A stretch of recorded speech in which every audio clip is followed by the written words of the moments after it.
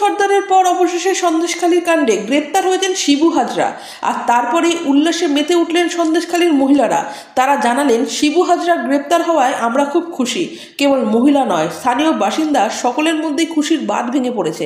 তাই সন্দেশখালীর কোথাও চলছে বিনামূল্যে চা খাওয়ানোর পর্ব, তো কোথাও চলছে মিষ্টি মুখের পালা। শিবু হাজরার গ্রেপ্তারের খবর শুনেই সন্দেশখালী শ্রীমণি বাজারে চায়ের দোকানিরা এদিন সন্ধ্যে সকলকে বিনামূল্যে চা খাওয়াচ্ছেন। রবিবার সকালে সকলকে মিষ্টি খাওয়ানো হবে বলে জানান শ্রীমণি বাজারের দোকানিরা। আবার এলাকার মহিলারা বলছেন, আমরা ঘরেই মিষ্টি খাবো। শিবু হাজরা গ্রেপ্তার হওয়ায় এবার আতঙ্ক কাটল। নতুন করে স্বাধীনতা ফিরে পেলেন বলে জানাচ্ছেন সন্দেশখালীর মহিলারা। কেউ বলছেন অনেকটা সাহস পেলাম, আবার কেউ বলছেন এবার নতুন করে জীবন ফিরে পাবো, নতুন করে স্বাধীনতা পাবো আশা করছি।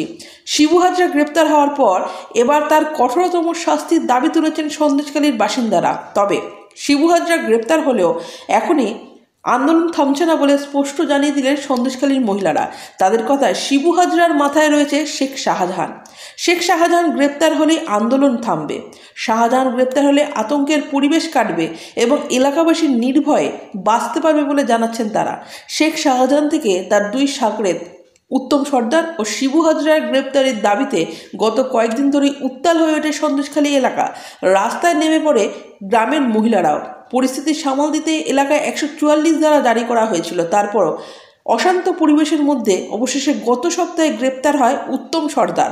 তারপরেও আন্দোলন থামেনি। শিবু হাজরার বিরুদ্ধে অসামাজিক কাজকর্ম সহ গ্রামের মহিলাদের যৌন নির্যাতন করার অভিযোগও ওঠে। এলাকাবাসীর অভিযোগ, শিবু হাজরার লোকজন গ্রামের মহিলাদের বিকালের পর পার্টি অফিসে তুলে নিয়ে যেতেন এবং তাদের ওপর যৌন নির্যাতন চালাতো। যার প্রেক্ষিতেই শনিবার শিবু হাজরার বিরুদ্ধে জমি দখল, মানুষের ওপর অত্যাচার সহ অন্যান্য ধারার পাশাপাশি গণধর্ষণের মামলা রুজু করে পুলিশ। এরপর সন্ধ্যাতেই পুলিশের জালে পাকড়াও হয় শিবু হাজরা।